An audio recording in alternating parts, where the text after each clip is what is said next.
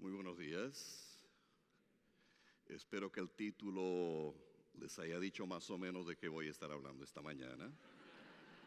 Yo creo que todo el mundo conoce lo que es el poop, pero no todo el mundo sabe la cantidad de información que el poop puede darnos.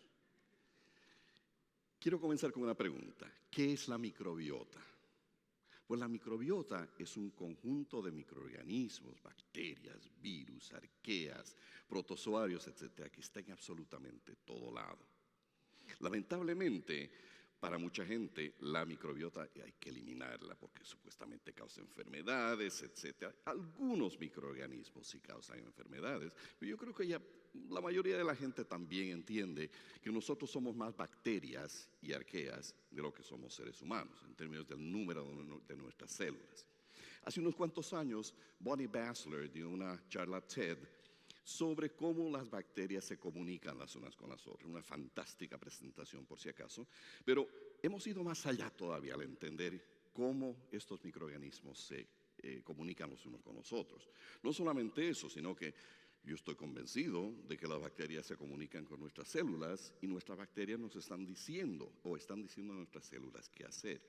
Ahora, la microbiota entonces es un conjunto altamente organizado de diferentes tipos de microorganismos. Los virus, por ejemplo, el término virus quiere decir veneno, pero totalmente falso. La gran mayoría de los virus son totalmente asintomáticos. Infectan la célula, se replican y vuelven a salir a infectar otras células, muy específicamente, pero no hacen nada. Es más, se ha visto que los virus lo que hacen es que modulan el equilibrio que hay en cada uno de estos ecosistemas. Por lo tanto, entonces, todos estos microorganismos y entidades biológicas funcionan de una forma organizada. Vamos entonces a la paleomicrobiología. La paleomicrobiología es algo relativamente nuevo y es lo que estamos tratando de hacer, que ahora el poop se convierte en lo que se conoce como un coprolito. Un coprolito no es nada más que un poop que ha sido momificado o fosilizado. Y la gran mayoría, lamentablemente, de los arqueólogos encontraban estos coprolitos durante sus excavaciones y no se daban cuenta de lo que son o de lo que eran. Nosotros sí. Ahora, la paleomicrobiología trata de explicar muchas cosas que nosotros no entendíamos o todavía no entendemos hasta ahora, a pesar de que se habían hecho ya algunos estudios, mirando los patógenos, por ejemplo, para saber qué tipo de patógenos estaban afectando ciertos grupos étnicos, etcétera. Pero nosotros hemos ido mucho más allá de esos estudios de los patógenos nada más. Pero quiero poner todo esto en un concepto evolutivo. Hace 3.900 millones de años, que las primeras células o las protocélulas, ahora conocidas como LUCAS por sus siglas en inglés, que quiere decir the last universal common ancestor, o el último ancestro en común universal, que aparecieron alrededor de 3.900 millones de años. Eventualmente estos fueron evolucionando, etcétera, y se convirtieron en lo que nosotros ahora conocemos como bacterias, pero estuvieron solas por muchísimo tiempo. Eventualmente, a través de procesos evolutivos, se convirtieron entonces en arqueas, eucarias, etcétera, y estas aparecieron hace más o menos 2.000 millones de años. Los animales, entre nosotros, mucho más antes que nosotros todavía, aparecieron alrededor de 1.000 millones de años atrás. Pero quiero que entiendan que todo esto ocurrió en una sopa de microorganismos. Por lo tanto, entonces, estos animales, conjuntamente con nosotros, hemos evolucionado para estar dependientes los unos de los otros. Es más, nosotros no podríamos sobrevivir sin nuestra microbiota. La microbiota del sistema gastrointestinal es diferente a la microbiota de la piel, por ejemplo. Pero no podemos sobrevivir sin ella. Ahora, todos los animales tienen su propia microbiota. Y vamos a hablar un chispitito sobre los microorganismos del sistema gastrointestinal. Estos microorganismos dependen del animal, que es lo que come el animal, etcétera. Y este es un concepto que estamos utilizando ahora para la utilización de un método conocido como rastreo de fuente o microbial source tracking en inglés, en el cual, por ejemplo, si en Puerto Rico una playa está cerrada por contaminación fecal, Yo puedo ir, sacar una muestra y determinar si esa muestra, esa contaminación, perdón, proviene de vacas o proviene de seres humanos. En términos de riesgo, hay mucho más riesgo si la contaminación es de seres humanos que a partir de vacas, por si acaso. Pero una vez más, todos tenemos nuestros propios microorganismos en el sistema gastrointestinal. Pero, ¿de dónde vienen estos microorganismos? Ahora nosotros sabemos que los microorganismos, en algún lado que se me desapareció, esos microorganismos provienen de lo que nosotros comemos. Y eso quiere decir entonces que de alguna forma esos microorganismos han terminado en el sistema gastrointestinal y ahí estamos. Y entonces esos microorganismos son los que nos están ayudando a degradar muchos de estos alimentos, etc. Ahora, quiero que lo pongan en contexto. Fíjense en esta gráfica que dice la cantidad de heces fecales en kilos producida por animal por día. Y quiero que vean la segunda línea que dice las vacas lactantes, las vacas lecheras. La vaca lechera, una vaca lechera produce 25 kilos, alrededor de 60 libras de heces fecales por día, una vaca.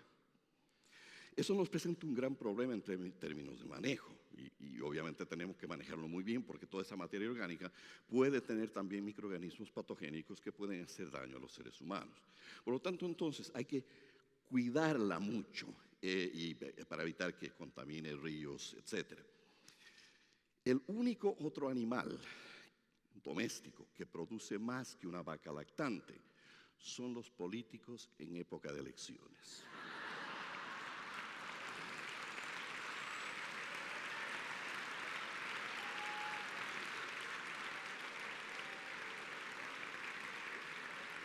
Ahora vamos al resto de la humanidad. Todos y cada uno de nosotros producimos entre 500 gramos a 1,5 kilos por día, todos los días de nuestra vida, aquellos los que somos bastante regulares, obviamente. Pero ahora pongamos todo esto en un contexto arqueológico. Cuando alguien hace una excavación arqueológica, ¿qué creen ustedes que va a ser la materia más comúnmente encontrada en una excavación arqueológica? Seguramente van a ser coprolitos. Una vez más, heces fecales momificadas o fosilizadas. Lamentablemente, la gran mayoría de los arqueólogos han pisado esto mientras estaban trabajando, pero no se dieron cuenta de lo que son. Por lo tanto, entonces, nunca se olviden de este concepto. Vamos a encontrar coprolitos donde hay animales y donde ha habido cualquier tipo de animal. Ahora, esta es nuestra estrella. Este es nuestro coprolito. Y estoy seguro que ustedes lo reconocen. Lo han visto en algún lado. Espero que no tan duro. Y definitivamente no tan momificado. Pero es algo que parece una roca, un pedazo de tierra dura.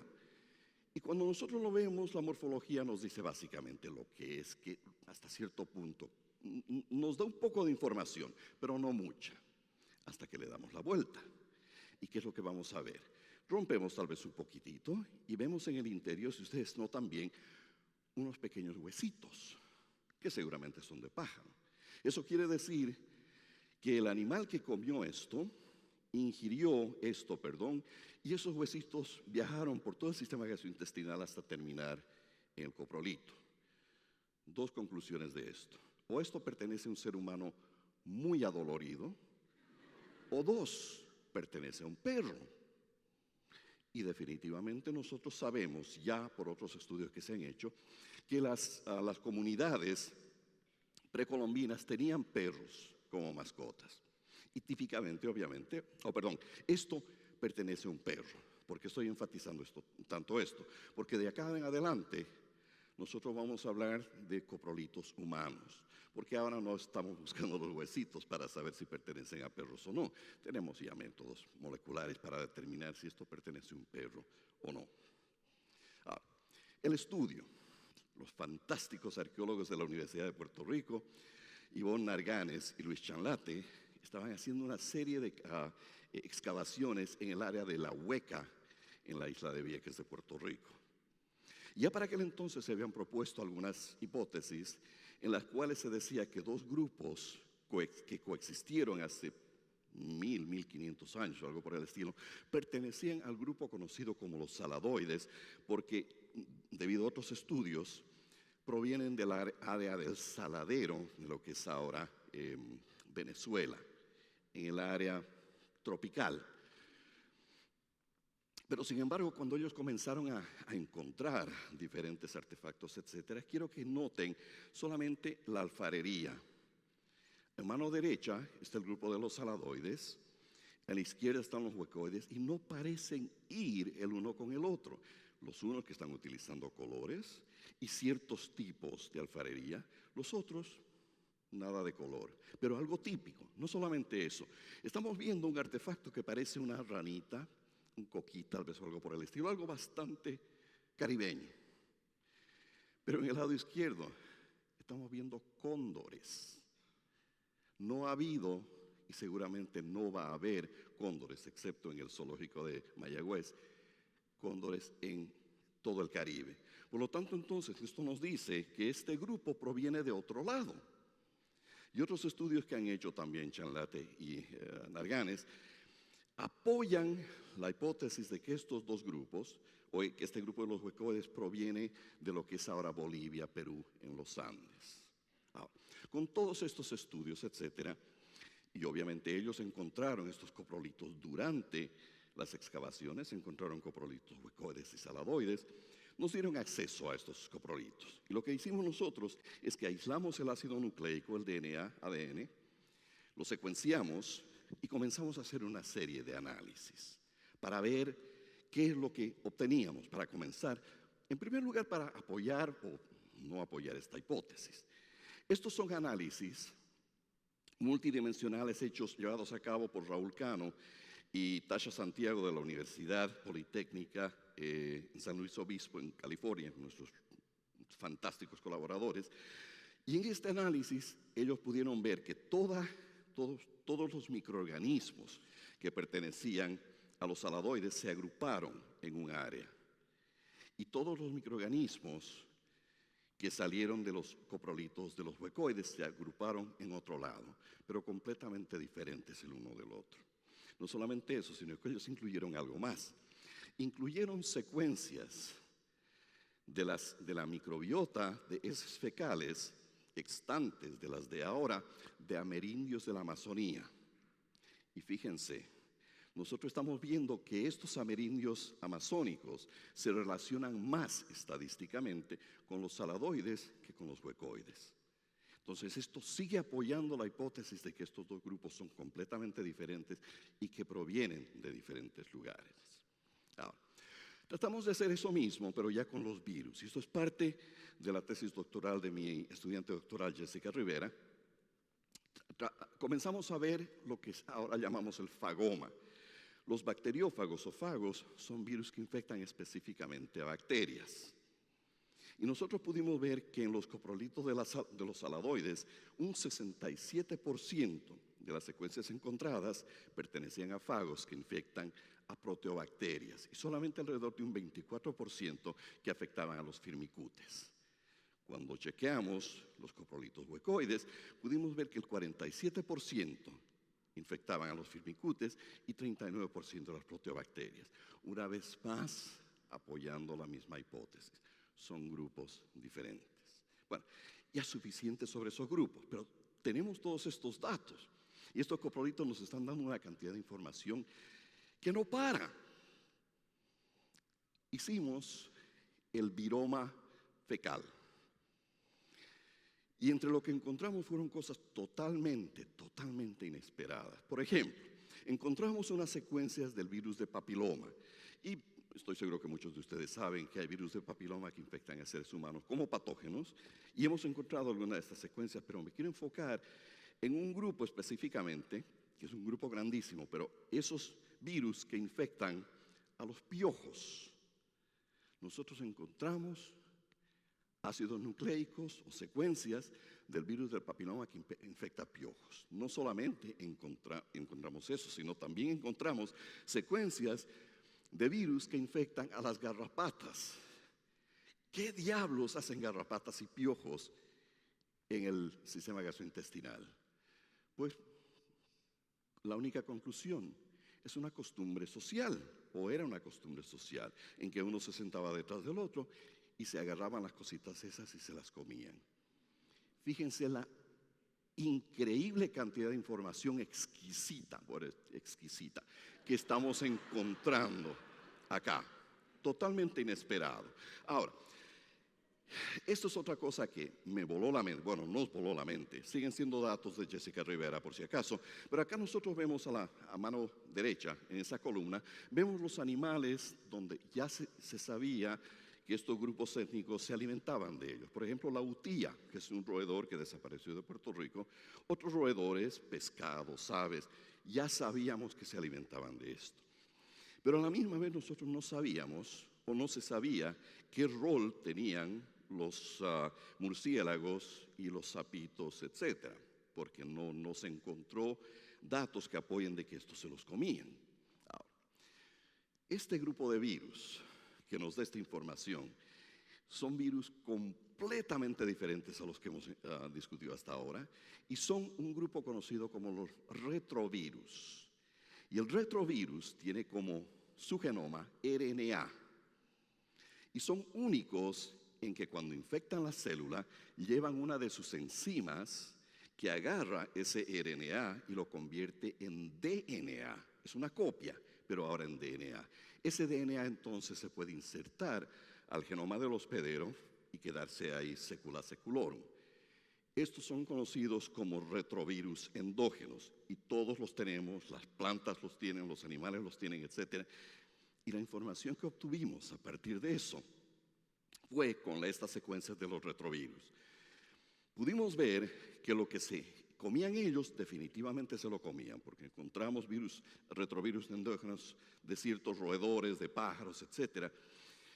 Pero también lo que encontramos es que esta gente se comía los murciélagos y se comía los sapos, porque es la única forma que pueden haber terminado en el coprolito.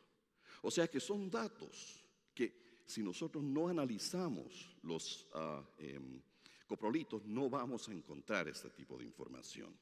Ahora, conclusiones. Más allá de que los grupos étnicos son diferentes, etcétera, quería que se lleven el mensaje, y más que ustedes, quiero que se lleven el mensaje los arqueólogos. En todo tipo de excavación arqueológica, nosotros debemos tener a alguien o gente que busque los coprolitos. Es más, nosotros estamos viendo estos coprolitos como un tesoro. Un tesoro que va más allá de las cosas que se encuentran en ellas de plata, oro, metales preciosos. Es más, lo que yo quisiera es lo siguiente, que en la próxima película de Indiana Jones, este tipo no vaya con su latiguito a buscar cosas de oro o plata, sino que vaya en búsqueda de coprolitos, para que realmente podamos entender a aquellas culturas que vinieron antes de nosotros. Muchísimas gracias por su atención.